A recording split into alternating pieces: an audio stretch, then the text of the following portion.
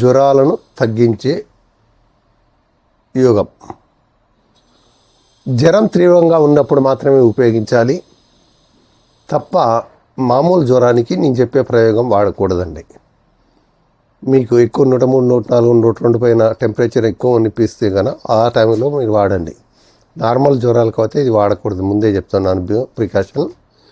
జ్వరం తీవ్రంగా ఉన్నప్పుడు మాత్రమే వాడాలి తప్ప జ్వరం మామూలుగా ఒక మోస్తారుగా ఉన్నప్పుడు వాడకూడదు.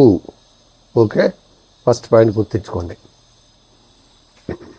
దేశవాళీ ఆవు నెయ్యి పావు చెంచా, సైంధవ లవణం అర చెంచా.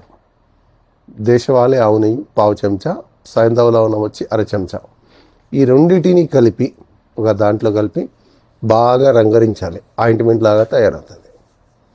సైంధవ లవణమును నెయ్యి ఆయింట్మెంట్ లాగా తయారైన తర్వాత దాన్ని ఒక గిన్నెలో పెట్టుకొని జ్వరం బాగా తీవ్రంగా ఉన్నప్పుడు ఈ ఔషధాన్ని మాడుల పైన, ఇది ఉంది కదా మాడు, ఈ మాడుల పైన రాయాలి. ఇది నెయ్యిది సైంధవ లవణంతో కలిపి పెట్టారు కదా, ఈ మాడి పైన రాసి బాగా సున్నితంగా మర్దన చేయాలి. బాగా ఇది అప్లై చేసేసిన తర్వాత దీని మీద బాగా మసాజ్ చేయండి.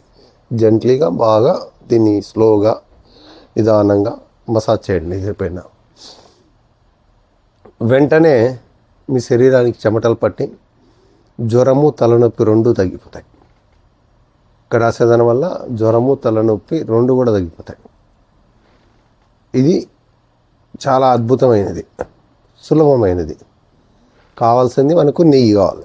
దేశవాళీ నెయ్యి చూడండి, మళ్ళీ జెర్సీ ఆవుల్ని చూడకండి, మళ్ళీ పని చేయలేదు అని చెప్పి నన్ను తిట్టుకోకండి. నాటావు నెయ్యి సంపాదించుకోండి, దొరుకుతుంది.